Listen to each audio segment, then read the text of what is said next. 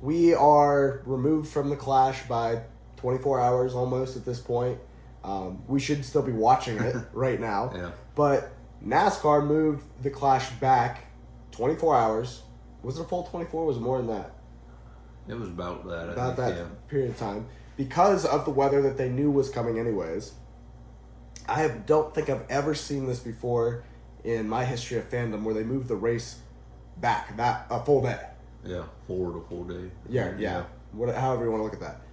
I know that we've changed our start time from 3 o'clock to 1 and done things like that, but I don't know if I've ever seen us move a full day forward, back, whatever you want to say. Yeah. I feel like I remember it happening at some point, but not within less than 24 hours to go. It was the same day decision, it seemed like. So yeah, that was pretty incredible. I didn't even know it was happening. I knew that there was going to be on-track activity to set the field and whatnot, but was that scheduled for Sunday too? Or for today as well? No, that was Saturday. Okay, I was going to say, I was pretty sure that was supposed to be Saturday.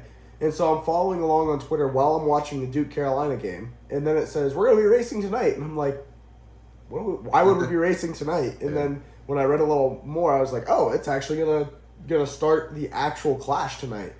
I was taken a little bit by surprise on that one, and I don't know if that's my fault for not paying closer attention, but I feel like somewhere along the line, somebody missed out on that for not. I feel like a fair amount of fans are sitting in front of their TV right now going, "Where's the Clash?" Yeah. And I don't know if I just was the guy that was that uninformed or what, but I just found it out by scrolling through Twitter. I mean, if it wasn't for Twitter, I got a notification off the NASCAR app when I first saw it. Then I went to Twitter to get more information. So I don't know if people don't have a smartphone, and they probably are caught back by surprise also. Yeah, but I don't know. It as far as racing Saturday night, I had no objection to it as a whole compared to Sunday night. But what did you think of the racing itself? It was better than I thought. The first half, I mean, you still had to really shove and push people out of the way, but I felt like the first half was clean, quick, fast. I mean, I enjoyed it. I mean, when the second half came along and restarts and stuff, everybody just plowing their way through. To me, it got a little exhausting. If they'd moved that inside wall back in the inside of both sets of corners, do you think that they would be even lower on the racetrack? Yeah. It seems like they were just if they could scrape the paint along that wall, they were in good shape. Yeah. And your boy Chase Elliott hit it pretty good, didn't he? He hit the outside. No, someone clipped him on the inside of his car. He didn't hit the... Okay. He was on the outside of 3 wide, and somebody clipped him there. They said on the broadcast he had scuff marks on the inside, and I just assumed that as close as everybody was getting to the inside wall that he must have hit that. That's what they thought at first, but the replay showed he was 3 wide on the outside. He just got the short end of the stick. It was pretty hard to hit the wall, the inside wall, 3 wide on the outside. Yeah. Denny Hamlin wins the race. He throws out his... Is this going to be his new signature line, talking about beating your favorite driver? Yeah. Mm-hmm. I don't know. It was kind of interesting that he was the big star of the Netflix series, and then you go to Los Angeles and he ends up winning the race. That probably worked out pretty good for I'm sure. I'm sure. So. But I'm sure a lot of people got a lot of exposure to Denny and probably decided, if any new fans decided they're watching racing this year, Denny probably gained a fair amount of fans that way. I don't necessarily feel like, I mean, he sat on the pole. I don't feel like he ran up front, out in the lead at least a ton. No. He led his first many laps, whatever, but Ty Gibbs was hounding him for most of it. And then once Ty took the lead, he drove away, and then Denny fell back to the back half of the top 10 just about for, I think, the middle part of the race. And I think attrition and everyone fighting at the front, he got back up front. Once he was out front, he just held everybody off. Yeah. I didn't have any problem with him winning. I didn't feel like he was a surprise or like, he just, a bunch of people got wrecked and he snuck in there or something like that. Like, I felt like he was definitely deserving of the win. And even, I don't like Ty Gibbs. I don't like Denny Hamlin. I don't like Ty Gibbs and wouldn't want to see him win the race, but he ran up front enough that he would have deserved that win also. Blaney was pretty impressive, I thought, coming all the way from the back and needing a provisional to get into the race to finish. I don't know where he finished, third? Third, yeah. He was on the podium. Do you think it's weird that they do the podium for the Clash? I see why they do it, but I mean, it's the only race all year they do it for, and I don't know. It's just like, what if we're not gonna do it every week? Why are we doing it here? Yeah. I don't really show much coverage of it, though. I just saw pictures of it. It's all I really remember. Well, we'll get to Fox's coverage here in a second. So, one thing that Denny did say that I thought was interesting was that in the front entry area of the house, the first day of the year, he gets rid of all the trophies that he had accumulated. This is the way I interpreted what he said. Oh. That he got rid of all the trophies that he accumulated throughout the previous year to, like, mock him. That he was starting fresh and he had no trophies every time we walked in the house. And to actually get the Clash trophy to start the year off, that'd be pretty cool. Yeah. To walk into your house and just see, as you collect them through the year, that'd be pretty neat. Denny's kind of got it made as far as knowing how to structure his life being rich and famous. Anyways, overall, I thought it was a pretty good race. For what that racetrack is and for what the event is, I thought the on-track action was pretty good. We have a lot of issues with the short track package with this car, with the next-gen car, and especially in the last, ever since we've had the next-gen. The last 2 years, we've had lousy short-track racing. Yeah. And I thought that this was pretty decent. You could hit guys without wrecking them, but you could still move them. Yeah. And I think that's a big part of the Martinsville-style racetracks, the old-style Bristol racetracks, it's not a factor anymore. But I don't have a problem with that type of racing, and this is the best product I've seen on the Coliseum track in the last 3 races that we've gone there. Would you agree or disagree? Yeah, it was the best of the last few, Yeah, I agree. I feel like the only change that supposedly was on this car was the gear ratio change. The shifting wasn't as prevalent, so I don't know if that was really what made the big difference or not, because I know Phoenix are supposed to have an aero change by Phoenix, but yeah, sounds like this is the last year they're doing the Clash at the Coliseum. There's rumor that they're going to what's that city in Mexico? Guadalajara. I just know heard they're looking into Mexico for the Clash. So yeah, that's the rumor that I heard that's where they were anticipating going. I don't know if that's true or not. How do you feel about that? Do you feel that NASCAR, in the first place, should be international? They also ran the Mexico race after the Cup race last night. Daniel Suarez won that. Do you think that NASCAR going international is a good idea, bad idea? Don't really care. I don't know. I don't know if it's terrible. I mean, I don't think Kyle Busch is allowed in Mexico. But, that's a callback joke to last year. He was possessed a gun at the airport. Was that the deal? Yeah, I don't know. It was actually in Mexico. He had his personal carry with him or something. That's funny. I just don't picture Kyle Busch as a gun guy. Yeah. I understand why. In absolutely. His position and stuff, but other than that, I mean, they used to run Mexico in the Nationwide Series when it was that at the time, but Xfinity now. But yeah, I watch them on TV, so it doesn't either way. If it's a good race, it doesn't matter to me that much. But yeah, that's fair. I don't really have an issue with it either. I just think that if being at Daytona for the Clash was such an issue for a cost-cutting standard, then it was too expensive to run the Clash there, then what, we're going international now? I don't know. I feel like down in Mexico there'd probably be more fans at the track than there was even for the free day they had yesterday. So. Yeah, well, look, there's a lot of I know that the crowd was not plentiful yesterday at all, but everything changed last minute. Yeah. And I know that the admission was free, and I know that if we were there we would have went, but I just don't think that that's going to be a typical person's. I don't know. I mean, a lot of people knew it was free, even for the heats and stuff. I still would have thought there'd have been quite a crowd there. Yeah, that's fair. For a free day, and then added bonus with the Clash. I mean, yeah, it's just such a messed up situation. The whole weekend was, and not to the fault of NASCAR. I think that they handled it as best they could for the situation that they were in. Definitely had to move it up because 4 days of rain coming up, it wasn't going to get. No, it just was a disaster all the way around. It is kind of interesting that the Clash and the Chicago Street Course were handed basically record numbers rainfall for those two events. But I'm not opposed to anything that took place this past weekend. Totally understand why NASCAR did what they did. Thought the race was good. don't like the fact that Denny won, but I don't necessarily hate that either. So there were some guys that, and this race lends itself to be this way. And I don't know if it's the racetrack or the fact that there's no points on the line, but there was guys that were very, very aggressive in this event. Ross Chastain, Ricky Stenhouse Jr. Those are the first two guys that come to mind that were extremely aggressive. Ross got beat around, beat some people around, wrecked his teammate, or not his teammate. He wrecked the 45 after the checkered flag. I sent him into turn 1. Him and McDowell got together. Yeah.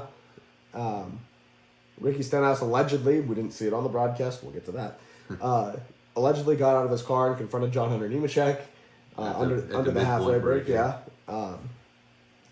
It just seemed like everybody was ready to boil over. And I don't know why that was such a big issue for everyone other than just there's nothing on the line. Yeah, everyone in the back of the pack are the ones that were beating and banging each other. So, maybe there's a reason they're back there. I don't know. Yeah, that could be.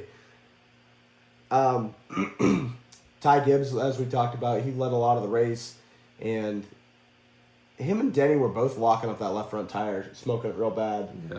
Towards the end of the race. Well, let's talk about the end of the race. Ty had a lead. He was catching lap traffic. Logano was running him down, and was gonna catch him. And I was like, I'm hanging onto my seat like this, like, come on, Joey, get there, get there. And it didn't play out like that at all because we ended up getting a caution. And that was McDowell, right? He got sent around into the wall. Anyways, when they stacked him back up, I thought that this was going to be interesting. I didn't know where Joey was going to pick. Obviously, that's my rooting interest here. And Gibbs just sent it into turn 1. And I don't know if it was a lockup issue, if he was trying to run Joey up off the bottom of the racetrack, or off that second groove a little bit, which is what you would do if you were in that position. But he just sent it way out too wide, put the 22 basically in the wall. I don't think he physically moved him out there, but he basically ran him out of racetrack to where he ended up hitting the wall. And then Denny came through on the bottom and was just unable to be caught from there. Logano did come back up through the field. I think he finished 4th. And Blaney as well, he was kind of leading that charge and getting up there behind Ty as well. And then Ty ends up getting wrecked at the very end of the race. I don't know who hit him. Did you see who hit him? Or what got him turned around? I don't remember what turned around. I think it was just a bumper reaction. Yeah, he got battered around pretty hard. He was definitely used up what he had, I think, and was fading pretty fast. Unfortunate that he got wrecked. And then after the race, he's getting out of his car and getting up into the trailer, and Logano runs him down, and is yelling at him on the tailgate of the truck. That was an interesting exchange there. I don't really understand what. I mean, you don't like that move that he pulled. I'm pretty sure Joey did it. This Bush on an earlier restart ran him up the track like that also. But did he put him in the wall? No, not in the wall. Well, I think that's probably the difference in that situation. Logano didn't end up in the wall either, did he? He might. Whatever. I know he lost. I don't know if position. he hit the wall, but he literally was way out wide, and then you saw him drop real fast. He either had to slam on the brakes or he hit the wall. One of the two. And again, Fox's cameras didn't show us what really happened there, and we had a terrible angle on that whole situation. But it sure looked like he either hit the wall or just had no more racetrack and had to stop. Either way, he was very displeased with Ty. But I just don't understand the aggression there either. Like, what are you so upset about? It's a clash. He's trying to win the clash. Obviously, I'm a Joey Logano fan. I'm going to stick up for the guy, but I really don't have like a whole lot to say about it. It's like, well, I don't know why why you're so upset about the fact that Ty was trying to race you that hard. Yeah, it was a dumb move, and if this was a points-paying race, I'd understand that you were that upset. But he's trying to win a clash. And I know Ty has struggled with restarts the whole race. I feel like every restart he was leading, he ended up not leading. So I think it just kind of got into his head, not having the experience either. And Logano smoked him on the other restart that he was on the outside with. They both went through the restart zone. Ty was going to wait till the very end, and Joey's like, "Well, you're out of time now, so I'm just going." And he had that timed up real well, and ended up taking the lead on that exchange. Let's talk a little bit about Fox's coverage. We alluded to it a couple times already. I liked Kevin Harvick in the booth. Yeah. It is kind of weird to watch a NASCAR Cup Series race without Kevin Harvick. Yeah. I've never seen that before in almost 20 years of fandom. Yeah. So that kind of messed with my brain a little bit. But I thought that he was very insightful inside the booth, and some of the stuff that he talked about. Did you catch when he was talking about the split brake pads? Yeah. That was something that I didn't even know happened. Yeah, I didn't either. And I thought that was... He talked about it like everybody knows this. And I think that level of intelligence and just the way that Kevin's talking about things is going to be very helpful from a fan's perspective. Somebody that's more interested in the car, like tell me more about the race car. Yeah. I think that's going to be an interesting perspective to have, and I like the fact that Clint is there to dumb down the questions for the rest of us. Like, Kevin, talk about what you even mean when you say split brake pads, which is two different types. If I understood him correctly, it's two different types of material on the pad itself to determine, or not on the pad itself, but two different. Your right front might have a different material for a brake pad than your left front in order to give you more brake pressure on the right side, and have to do different things to manipulate the car through the corner. Yeah. That was my understanding of it. Obviously did not explain it in a way that would be most conducive to the average fan there. But the left front brake had more brake pressure on it, so when you let off the gas or hit the brakes into the corner, if the right front had more brakes on it, the car would want to spin around. So with the more brake on this side, it would help turn it almost to the right a little bit so it wouldn't get loose and spin out. And that's why we have a race car driver on this show. All right. Yeah, but as a whole, Fox's coverage I thought was good as far as the commentary goes. Mike Joy is getting to be old. That just is what it is. I like the guy, and he's one of those guys that I hope he does it till he doesn't want to do it anymore. Yeah. I hope nobody forces him out of this job because he's a lovable guy, and he's not causing any major issues with the broadcast as far as I'm concerned. When it was time for Darrell Waltrip to go, I was done with Darrell Waltrip.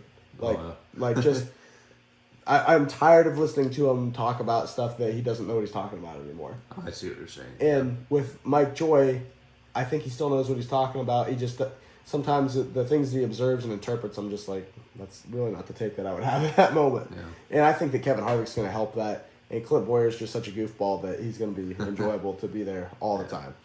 I know he gets a lot of hate, though.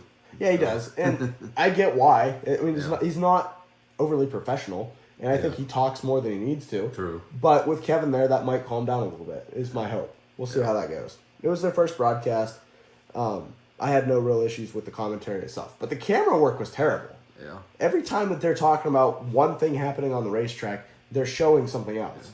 Yeah. And as small as a track it is, you would thought they'd be able to capture more. Yeah. And I don't remember who it was that was battling for the lead at the time, if it was Denny and Ty or who it was, but I think it was. And you can see Denny keeps getting to Ty's back bumper, and he's hitting him, and he's trying to pass him. And pretty soon you hear, first side-by-side battle is Ryan Priest and whoever back in seventh. Yeah, and it's like, I don't care who's battling for, I don't care if they're side-by-side, show me the leaders. Yeah.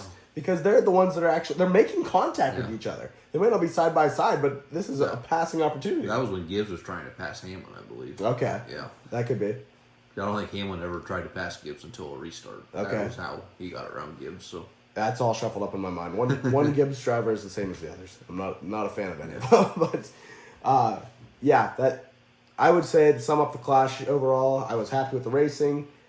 Pretty happy with the commentary. There was a lot of action, a lot of drama, a lot of things that are going to hopefully need to get smoothed over before the 500 happens between drivers.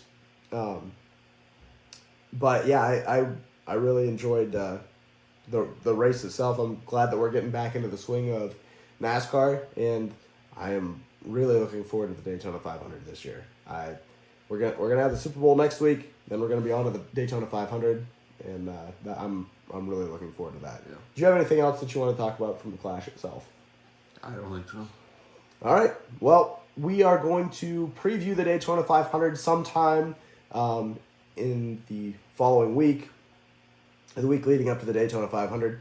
I think that race is big enough that it deserves its own preview show, and the different pomp and circumstance that goes along with the biggest race of the year. So we'll be back to preview that for you.